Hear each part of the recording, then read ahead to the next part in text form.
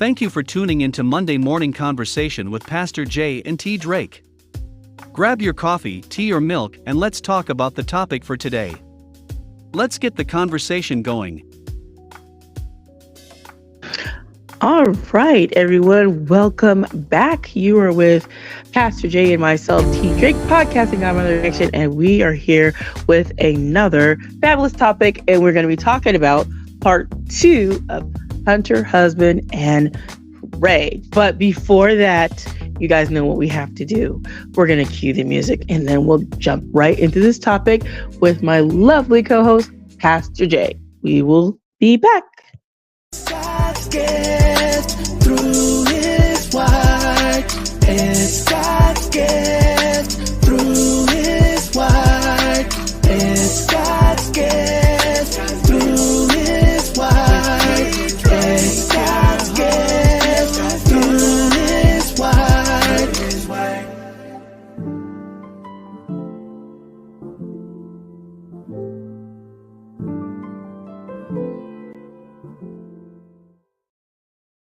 All right. Hey, Pastor J, how are you? Hey, what's going on, T? How you doing? Feeling good. We're back at it again. Here we go. All right, here we go. So what's the title of our discussion now? We are going to be jumping into Hunter, Husband, and Pray. Dun-dun-dun-dun. Right, Hunter, Husband, and Pray. Yeah, that's what we're going to do now. Yeah, Hunter, Husband, and Pray. So what we want to what I want to start off with was, in the first part we talked about Hunter and husband, and we talked about all husbands are not hunter. I mean, hunters are husbands, but all husbands can be hunters only. And we talked about the difference between the two. And basically, for simplicity's sake, so we can move forward, is some men, and ladies, you know this to be true, or maybe you don't know, that some men are better pursuers than they are husbands. And when you end up marrying somebody who's basically, excuse me, a great pursuer, then you might end up in a situation where you feel alone, you feel misled, you might have all kind of things going through your mind because you are truly in a hunting position. So right now we want to move on to Hunter, Husband, and Pray. And now the Pray is you. Now, ladies, I'm going to come at you. It'll come at you, and you're more than welcome to chime in the comment box, has questions. It was something that I thought was quite interesting that when I talk to different couples, and I'm finding out, and this is with Christian couples, so I'm talking to Christian couples. I'm amazed at the rate that I'm finding out, or the number of Christian women that I'm finding out they did not marry their husband because they love them. And I'm even more fascinated that these men did not marry their wives because they loved them. Now, ancient history tells us that marriage was for political reasons, social reasons, economic reasons, and that's the world. But God had ordained marriage between a man and a woman that worshiped Him, and by loving Him, they could learn how to love each other. So what I mean by that is, if they learn how to love vertically to God, and He commits himself to God, she commits himself to God, and it goes in the order of 1 Corinthians chapter 11. If that's in place, then you will have the godly, peaceful, successful, not no problems home, but you will not have this war that's going on between Hunter and Pray, or Husband and Pray. And I was so distraught and so confused by some things that were said that I did a post, and it basically said that we celebrate when people say, I've been married 50 years, I've been married 30 years, I've been married 10 years. And then when you interview these people and you first of all, you ask them both in the same room, would they do it again? And a lot of times, you know what I'm getting to you? I'm getting no, they wouldn't get married again. Mm-mm. And so I kind of question our society, like as Christians, are we celebrating time and not celebrating quality? Mm. Are we so enamored by the couple who said they've been married 50 years, but the past 48 have been, as they would describe it, hell or like being locked up in the penitentiary? Mm. So why are you still together? Because God hates divorce? Yeah, he does. But did you get married under the right umbrella of God?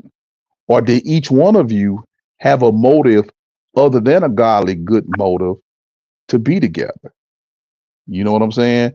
So Yeah. sometimes that hunter husband has captured the prey, which is the wife, but he doesn't realize sometimes the hunter becomes the hunted and the prey becomes a hunter, because I've heard women say, I didn't marry him because I loved him. Now they may throw in for good measure, I learned to love him. So then my question was, why did you marry him? Mm-hmm. And I get stuff like, he looked good. I thought he'd be a good provider. Um, and this is the one, they were the way of escape to whatever situation I was in, be it family or another relationship. They were the way of escape. Mm-hmm. Or, you know, I've heard crazy stuff like, I saw their children from another marriage and I see they make pretty babies. Wow.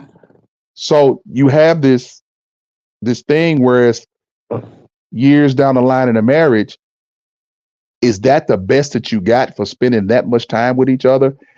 And I was surprised that I found many marriages where basically the husband and wife are living two separate lives and being together for the photo ops and lollipops of the family members. So Christmas, Thanksgiving, Easter, Mother's Day, Father's Day, both their birthdays, 4th of July, Memorial Day, and Labor Day.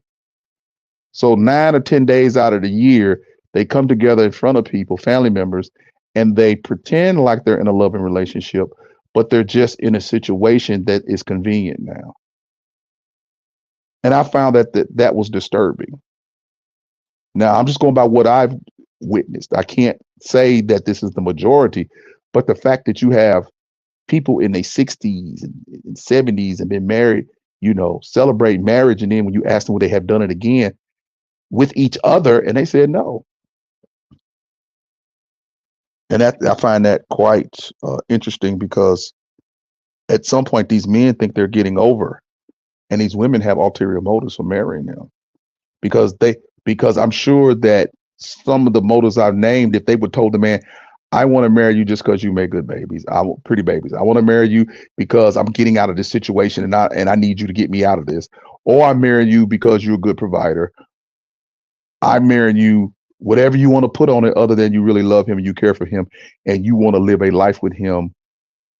And it could be vice versa, same reason. I mean, we could switch it to the same woman too. A man not marrying you for your means, what you can do and what you have and what status you bring, or vice versa, what status you bring. You know, one lady said it could be that the person's the life of the party. I'm like, hold on, you marry somebody because you were attracted to their charisma. Mm. But their charisma didn't stop when they married you, and now that charisma you hate because the same thing that you was attracted to, other women were attracted to. Now that you've been married, and then there's marriages that I've witnessed where both husband and spouse are cheating, and it is okay. I mean, for them, their kids don't know until they get grown, and then, like I say, I have a situation in particular where that revelation to the grown adult children didn't turn out too well in the psyche of the grown child or children that found out, because they thought their whole life was a sham. So what do you think about my discovery, T? I think there's a lot in there. I think there's a lot of different parts and pieces of it. And every time we talk about relationships, it is just fascinating how people do what they do. But of course, it's common. I think one of the things that you and I talked about was that video that I sent you of the lady talking about her talking to her uncles and how he was talking about he's running away from the wife and doing everything he can possibly do to avoid her, distance from her, going to the club, going here and there.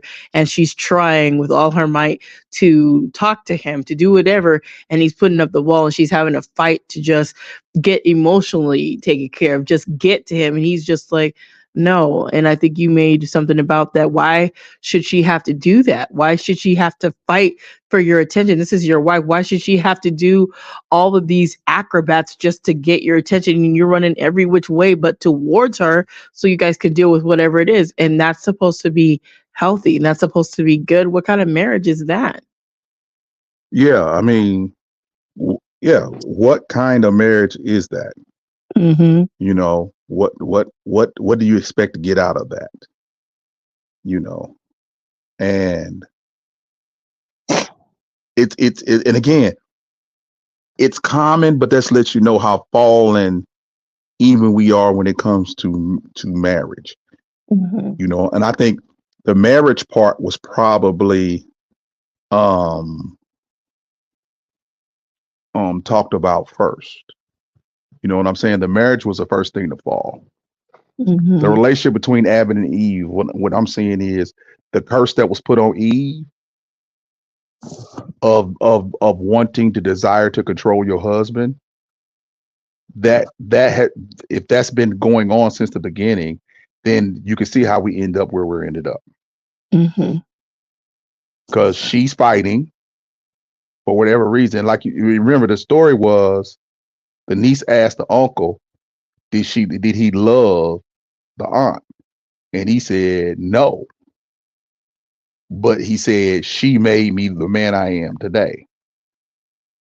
And she was fighting to keep him in line as he was fighting basically to be immature. Because that's what I got from it.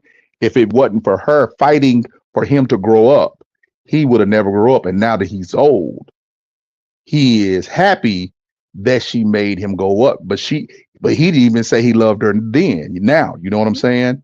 Right. He's based his whole relationship on, because of her. You know, it could be, I got a house, I got a car, I retired from my job. And those are good things. But there's no love. And for a Christian family, that's we're the bride of Christ. We're supposed to love Christ. And the Bible gives us a whole thing in Ephesians about husband, love your wife as Christ loves the church. But so you in these so-called Christian marriages where there's no love, there's only contractual opportunity of who gonna get over on who. Mm-hmm. You know, or maybe we'll decide that we're both gonna get over on each other, where fair exchange is not a robbery. So I thought that was very telling in that situation, that they would even have something like that. You know, again, where's this starting? I mean, the Bible actually says, I don't forget where it says, mothers do not whore out your daughters. So if a mother tells a daughter, you need to marry that man because he can't take care of you, I mean, you go back to like Color Purple and that kind of thing. You know what I'm saying? Whereas these marriages are really not about love. It's about lust and material things. And you marry that person because that person can do something for you in the natural, but they may not be able to do nothing for you mental. And then that sets up the abuse, right? Yep. And you got that in the Bible where Jacob got tricked into marrying the sister, but stayed because he wanted to marry the other sister. And he really didn't love the sister they married, but he got tricked into it. But again, it shows that these games are being played in relationships where there is no love. You know, there is no love. Maybe lust and desire and manipulation, but there is no love. And now the question is, what is true biblical marriage? You know, How do we define it? What does it look like in 2024? Because you got to remember, I have Christian men and women saying this thing. Mm-hmm. See, I'm not worried about non-Christians. I'm like, wow, Christian people are saying, look, I didn't get married because I love this person. You know, then I had one tell me the way they looked at it was, if I'm good enough to have sex with, I'm good enough to marry. I get that on the surface level, but sounds like you the one wanted to have sex. You know what I'm saying? And your position is, if you're good enough to have sex with me, well, what about the position of don't have sex with him and see if he wants to marry you? Yeah. See, because at that time, if you know that that's what he wants, and you give him what he wants, he's actually become the hunted. Because he just wants the sex. But you done flip-flopped it to, you have sex with me, now you're going to marry me. Or the old adage of, we didn't have a baby, I'm pregnant and you're going to marry me. I'm not saying, you know, there's some women who use that as the what to snag the guy. And the interesting facts that I've seen is women have said that they thought that whatever they possess was different than what the man may have other children. And if he's not taking care of them, she for some reason in her imagination, because she's a Christian, she thinks that this man's character is going to change and he's going to take care of the baby she has because she's so different.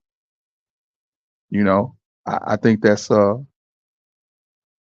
fallacy in an imagination. Yep. Very strange, awkward way of looking at that type of stuff. And I think I saw one of those videos where the pastor was saying, and you say it all the time too when we talk about cuffing season, if you take sex out of the formula, take it off the table, you'll find out a lot sooner than later than if you guys need to even enter into marriage at all, because things will be shown to you like, yeah, but when you get yourself entangled and you've got sex in the mix, you can't see straight, nor can you understand this person is not for you, because your body and all the carnality of it, you can't really understand that the person's not supposed to be with you because you got something else in the middle that kind of fogs up your mind. So you're not making wise decisions and you're not really sober-minded at that time. So if people would like put that aside, it's easier for the no to be recognized and it's easier to stay out of something. Then you won't have to be drawn into a prison sentence of a marriage that's supposed to be blissful and beautiful, not without its challenges, like Pastor Jay has said, but just joining into a marriage and it's turned into a situationship. That shouldn't be what you're in when you're in a marriage. There should be love there. There needs to be love there. Otherwise, why be married? And so then that pushes people who come to that conclusion, if they've witnessed what we talked about, that pushes them into to shacking, right? Whereas now what we're going to do, because of our experiences in watching other people in godless marriages, okay, we're going to decide to shack, okay? And with that comes with its own set of problems because it's truly one-sided. Right. And it's normally benefits the man more than the woman. Our society still gives wives more rights than the concubine that you live with and have a baby with. Okay. So even as mixed of a society, you a wife, you have inalienable rights that he can't take away from.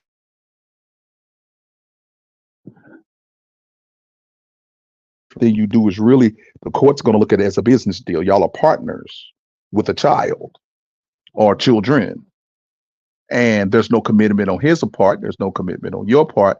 But for some reason or other, as time goes on, that works into a bad situation for the female.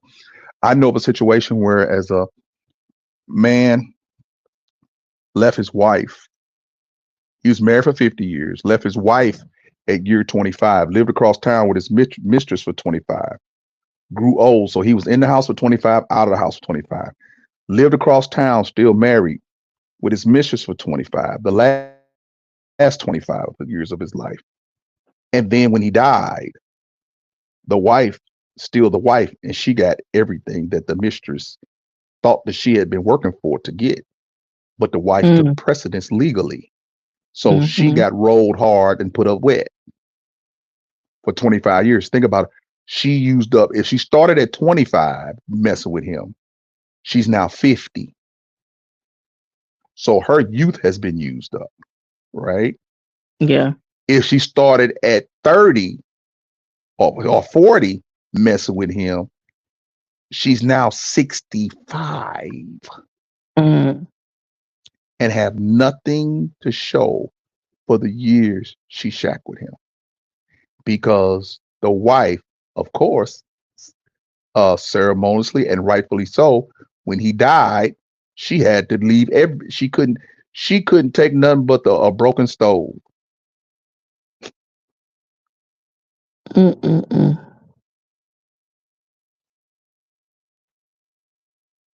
And so you think that you can insulate yourself from that kind of stuff, but when you put yourself in those kind of situations, you don't know how that weed seed is going to grow up. Very true. You don't know how it's going to affect you, ladies. It's to the man's advantage that he doesn't marry you, because then it's all a business deal by the courts. And I know you could take care of yourself, and I know you got that good job, and I know you got all these things. But you didn't need to shack with him for him to be a father. But that's for his convenience. Because you still really don't have a partner that's committed to you.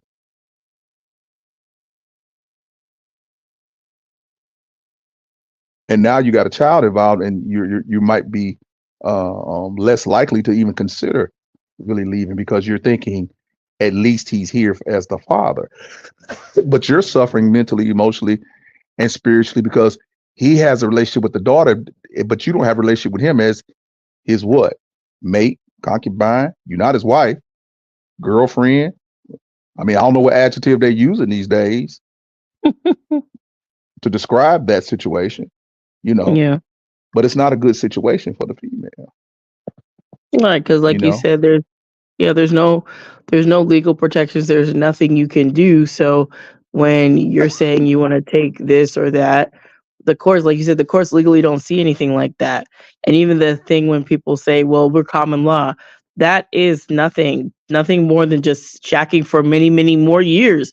Like it still makes no difference and no change. It's still not a legal marriage. And then what I saw just in another video, Jay, is we talk about different types of marriage. I didn't know they have lawfully married, and then they had legally married. I said, what the difference? Okay, enlighten me, because I'm always wanting to be educated.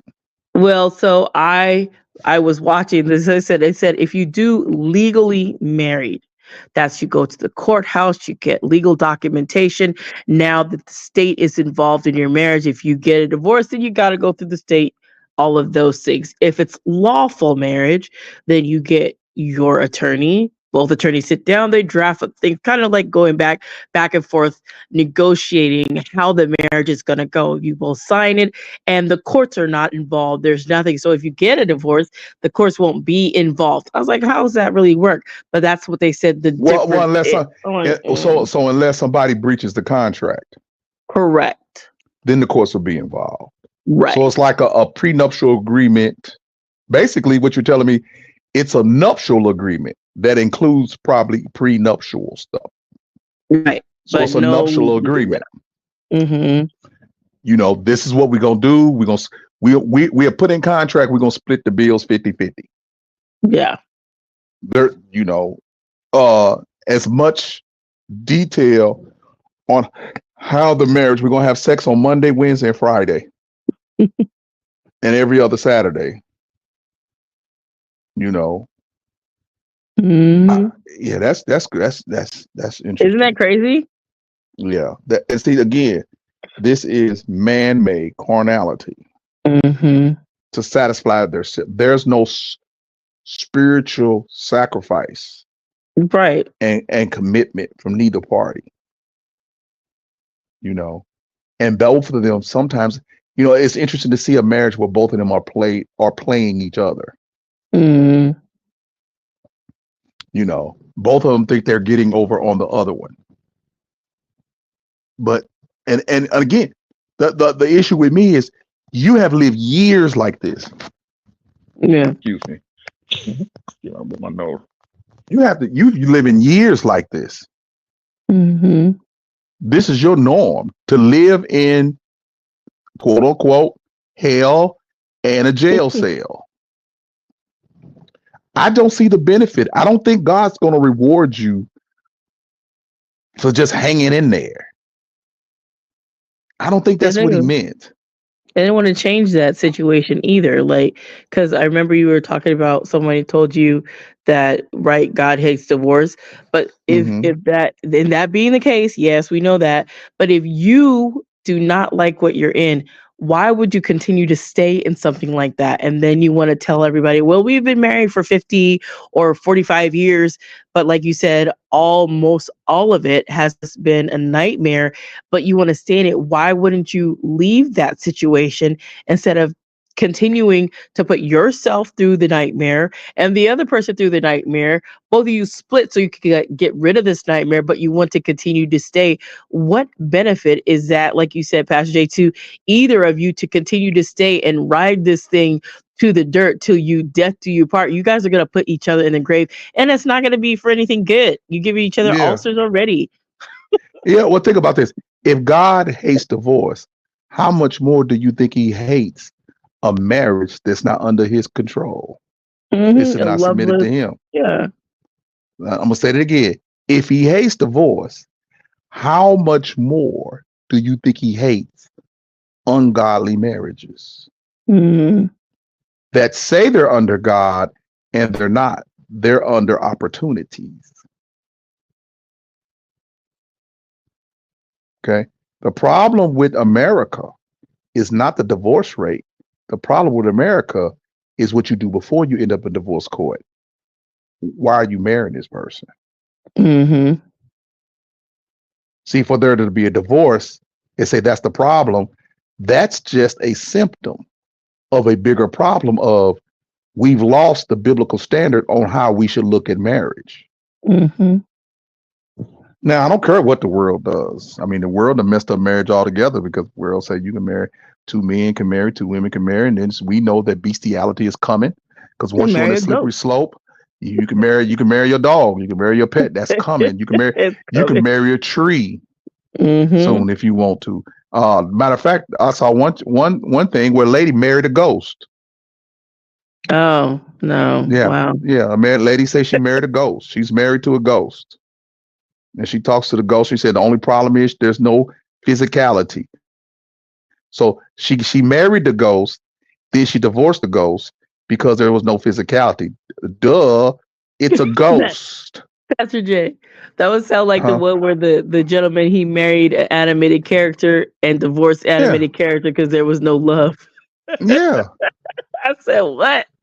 What did you expect when you married a ghost? Did you expect the ghost to become a physical being that you could have cuddle time with? Come on, see, some of this stuff that be in America, that's why America has to be destroyed, y'all. Y'all, listen to me. This is such a prophetic word. America is going to be destroyed like every other heathen nation that is turned away from God to the point where we call good evil and evil good. Everybody does what is right in his own eyes, and the majority of Americans don't care nothing about God. Okay. Now, those of us who are here, we have to endure and suffer at the hands of everybody else. Only good thing we know, if he destroys America and we still here, we know where we going. Okay. That's the consolation that we have to live unless you're going to go somewhere else. But America has to be destroyed. Study the history of other nations and find out what really happened to them. What happened to the Roman Empire? They became so debaucherous. They became so sensual. They became so sexual. Just go through all the empires that have ruled the world And you'll find out their fallenness comes from the breaking up of families. And where does it start? Husband and wife. Redefining marriage. Taking it out under God's protection and umbrella. Pastor Jay, I had a question for you. Go ahead. Okay, so you have somebody that's married. So if they say that they're married and they want to fix it, their solution is to separate. So they don't want to get the divorce. They said maybe it would be fixed if I separate. Say I separate for 8 months. Will that fix my marriage? And then I don't have to get a divorce. Would that be better than me sitting there and fighting with them after the 8 months? We come back together and we can work out our differences. Would that be better? Well, there's a lot of suppositions that you put in there. One, okay, the Bible says that you can separate. Okay. The key is, what are you doing during the time of separation? Are y'all working on getting it back together? Are you coming honest with things that you made a mistake? Let's just go with the scenario.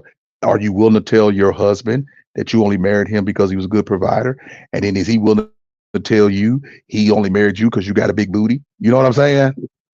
Are y'all willing to be? I mean, think about it. Are you willing to be honest with each other? Yeah, got to be honest. During this time of separation, let's reset the clock and be honest with each other. And until you can be honest with each other from the point of getting married, the chances are you guys working it out in truth is 0 to none, because you're still gonna lie. Play cover up. You're gonna play cover up. You're gonna go to counsel, and you're gonna figure out whatever the angle is to get you back together. You'll say whatever needs to be said, even in front of counselor. And then you get back together, and then you find out that was really never the person's real viewpoint. They just said what needed to be said to get out of the situation of embarrassment or whatever it may be. So yeah, if during the time of separation, y'all can be brutally honest, because you've never been that before, so it's gonna hurt. Some of the things that you suspected, you've never heard it, but when they say it, it's gonna hurt. Even though you knew it, it was never said. But now they're saying their mouth. Yeah. Man said, I only married you because you had a good job and that you took care of me.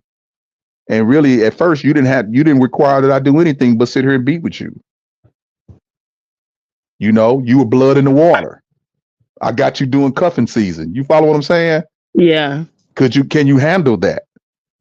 Because if you're going to separate, y'all already married. I mean, something has to be worked on. And whatever the truth is, the real truth, that's where you have to start.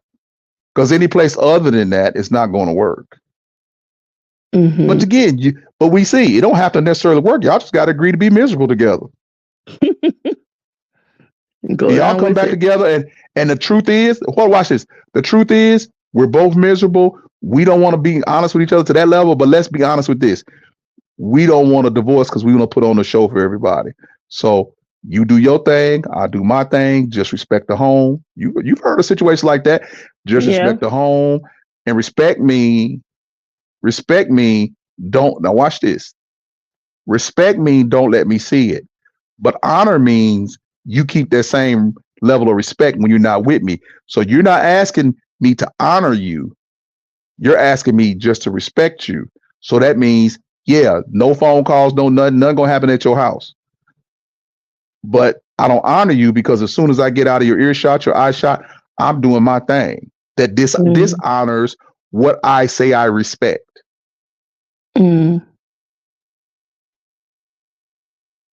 That's why the Lord says, you talk about me with your lips, but your heart is far from me. What he's saying to you is he says you honor the word honor, but really it's like you respect me with your lips, but your hearts do not honor me. You say the right stuff, but that ain't really what's in your heart towards me. And if you can get away from me, you'll tell somebody else that I ain't tripping off her. I ain't tripping off him.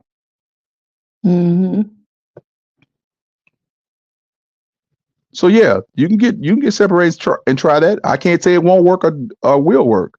All I know is during the time of separation, what are you working on? Because you might be doubling down on staying apart from each other. Yeah. This is a time where y'all both agree y'all can do what you want to do. Well, how can y'all get back together if what y'all really want to do is not even be together? Why not just go and get divorced? Right. I had an attorney say that. He say, look, why do the separation thing when if you gonna do your thing and they gonna do their thing and y'all not gonna work on y'all's thing, just let's go and get divorced. And that was a good attorney because he said, I don't even want to take your money, do a separation agreement, then come back to do a divorce agreement 2 years from now.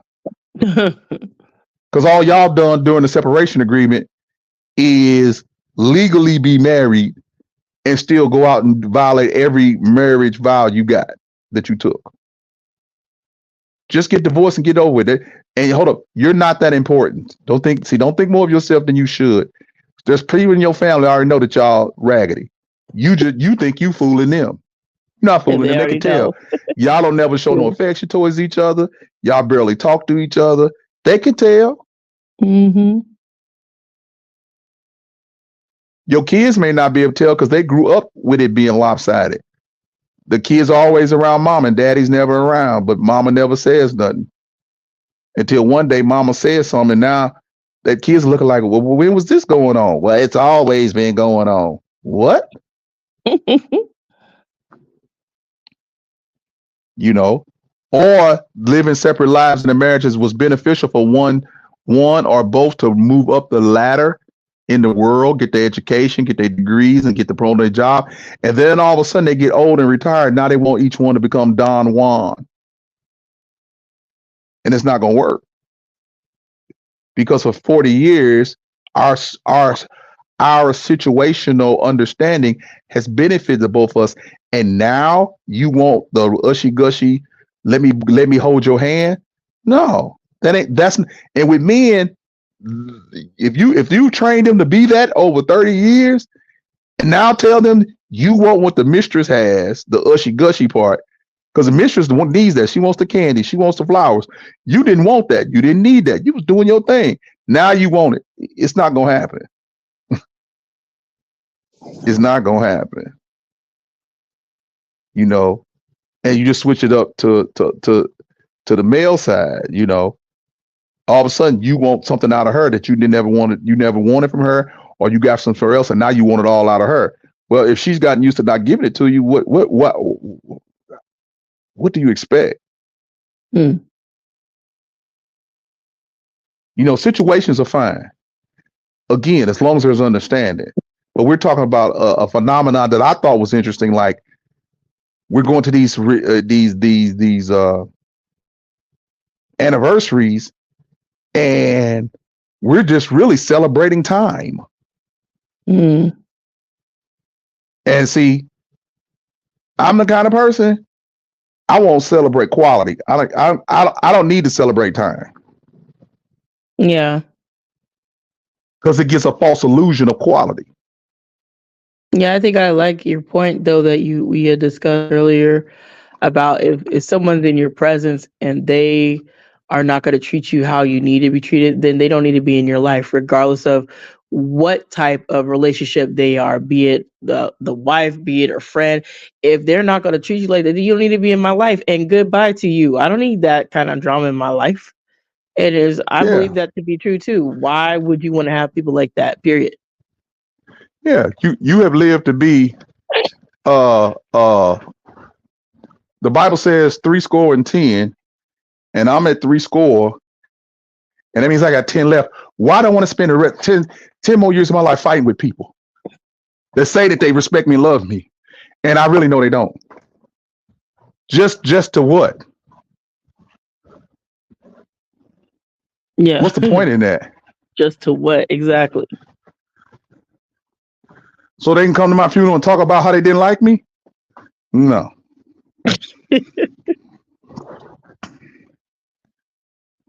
All of the things that says the way that people start a thing is the way that it will end up. So if you already started something incorrectly and you think you're going to maneuver it so it's going to end well, eventually that marriage, it's going to end the way it started. Very messed up, manipulated, all of those things, and it's going to end. And I realized that for some of what I went through, because some of the things you talked about, I know I was on pieces of that, like trying to get an escape from my situation because of all my other junk. But at the end of that, the way mine started too was not the way it was supposed to start, because it was in the person was separated. That person's legally still married. Excuse me. So, still mine ended up the same way. But I pray that when people are getting married, I pray that when they start, they need to remove the sex, sit down with each other, and really ask, why are we going to get married? It's almost like that Tyler Perry. Why did I get married? Why are you going to get married before you even get married? So you don't have to be in these long prison sentences of, I'm with her, she's with me, and we're rolling on the years. Like, you want to roll it till the wheels fall off, and this is not even going to be a good thing. And you think God gonna say, "Good and faithful servant"? Yeah, that's not what he's gonna say. Depart from me. He gonna say, "I didn't know." He said, "What God puts together, you didn't get together under God." Right. So it's already out of order before it started. It's already out of order. You took the vows. Excuse me. You took the vows of God, but you're not submitting to what God requires of husband and wife. Mm-hmm. And obviously that must have been a problem in first century church, because why did he spend so much time talking about bride and husbands and wives, and how wives should act, how husbands should act? Yeah, how families should be. Yeah. Because family's important to God. Mm-hmm. Yeah, family's important to God. So yeah, it's something that I thought was quite interesting. That's what I say. Sometimes the prey, whether you're male or female, and you're the prey, sometimes you pull the reverse Uno card, and you become the hunter. And the person who thought they were the hunter don't even realize that the reverse Uno card has been played. You know what I'm saying? They don't even realize it. They think they getting over on you, and you actually getting over on them. Yeah. Because you know what they want. See, once you figure out what they want and you can manipulate that, then who's the real hunter and who's the real prey? Mm. You know what I'm saying? You want what's between her legs. You want her youth. And if she flips it around, is okay, you can have it, but you don't realize to get it, you're going to have to marry me and take care of me for the rest of my life. So I'm giving you what you want, and you're going to give me what I want. I want security. Yeah. What does love have to do with it? Nothing. Like you pulling Tina Turner. Yeah. That's true. You didn't tell me you wanted me to love you. You told me you want to have sex with me. Mm. And all I'm saying, and rightfully so, it's going to cost you. And what I want is for you to take care of me. And they entered into that agreement with that marriage contract. Robbery's not fair exchange is not a robbery. They're both getting what they want, misery, and they have the company. But I thought you loved me. No, you wanted this. I gave you that, an abundance of that. Mm-hmm. What the love had to, in exchange, I wanted this. You need to supply that. But where does we didn't never discuss love. We never discussed the Bible. And the pastors that married us didn't discuss it with us enough to pull out the fact that we probably shouldn't be married. Mm. He may have looked at it as, I'm gonna marry them, and now I'm gonna get an extra person in the congregation, whether it's the male or the female. See, you have a lot of ulterior motives in a lot of different things. Sometimes you can spot them, sometimes you can't. Yeah. Predator prey is the law of nature. Only when Jesus come back with a lion lay down with the lamb, and the lion's gonna eat straw. That's gonna be something to see. The lamb gonna eat straw, and the lion's gonna be eating straw. That would be different. He's not gonna want blood anymore. Right. Chopping at the whole lamb head. Yeah. So he's gonna he's gonna want straw too. Well, we can't even fathom a world like that, but it's the world to come.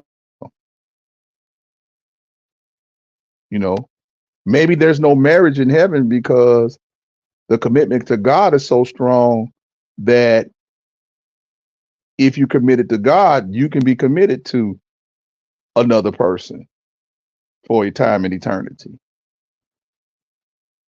I don't know. We'll see.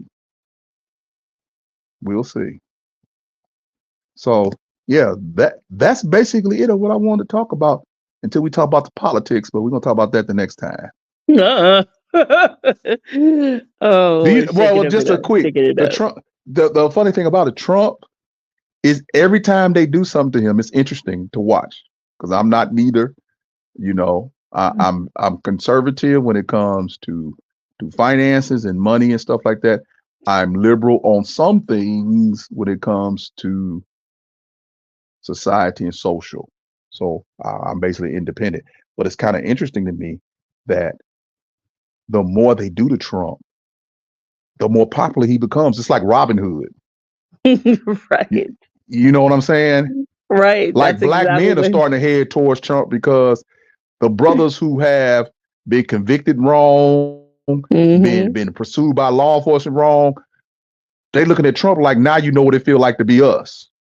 Yeah, but people, and that is why they are rallying to his side. Like, man, he got a whole mugshot and he understands. And then even the former President Trump was saying, now I know what you guys go through. Like, yeah, you do. And you know what it would be great? Charges. You know what would be funny? What? If Trump says something like this, for all of my fellow convicts that have been trumped up charges, and you can show that your life has changed, I'm willing to pardon you. You know how many people would vote for him? A ton. They say, since we have legalized marijuana, everybody had a marijuana charge, federal charge, gone. Yeah. Pardon.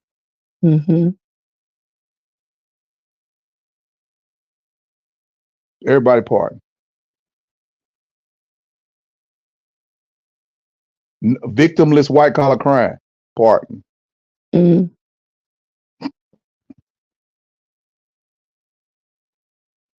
know, guys who've shown that they've done better once they got out, never been in trouble since then, pardon. Male or female. I want to set people free. He'd win hands down.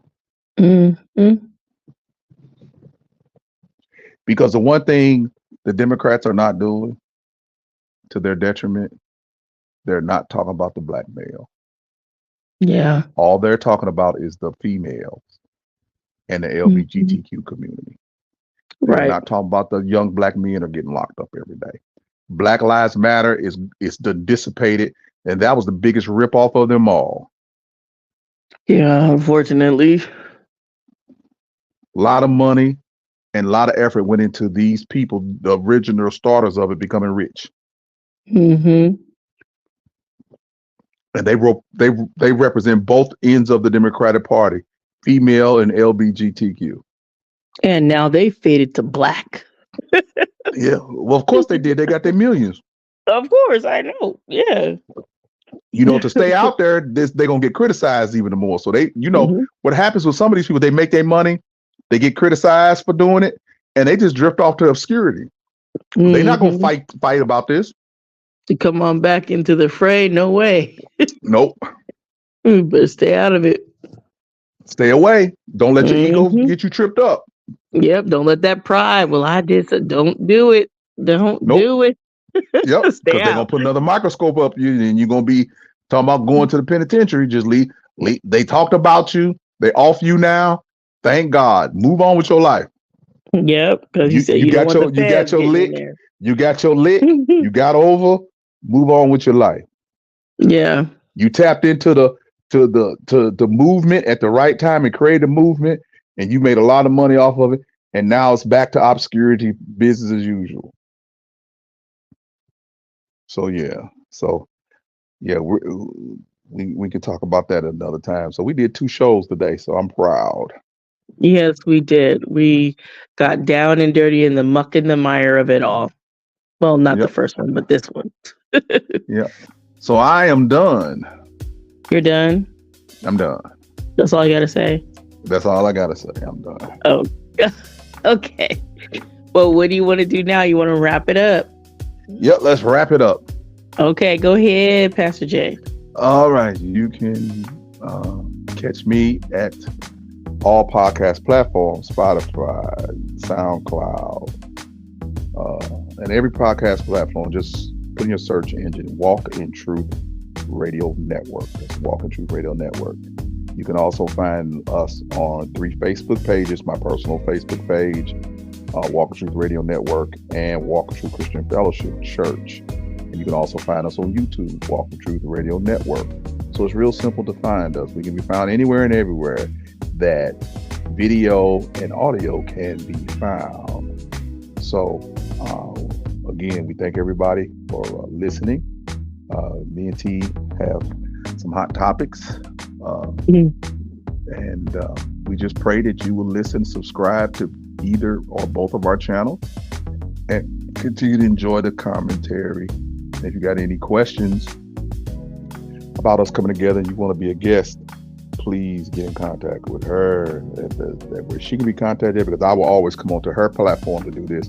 And yes, this show will be rebroadcast on Walk in Truth Radio Network. So we thank those who are listening on both platforms, whether you're listening to the live now or listening to the re-recorded, rebroadcast later on my platform. So I always want you to be encouraged, blessed, and at peace, and always remember, walk in the truth of the Lord. Yes. All right. Thank you guys for tuning in. It's me, T. Drake, and this is God's Get Through His Word. And you guys could check this out also on the podcast, God's Get Through His Word.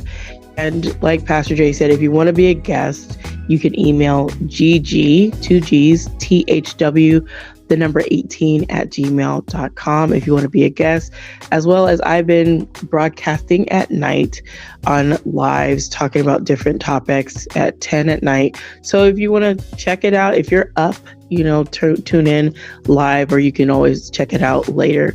But with that, I always want you guys to remember to be blessed, motivated, and always inspired to do what the Lord lays on your heart. And we're going to go out with cueing some music. And we'll be out of here. Talk to you later. Bye, Pastor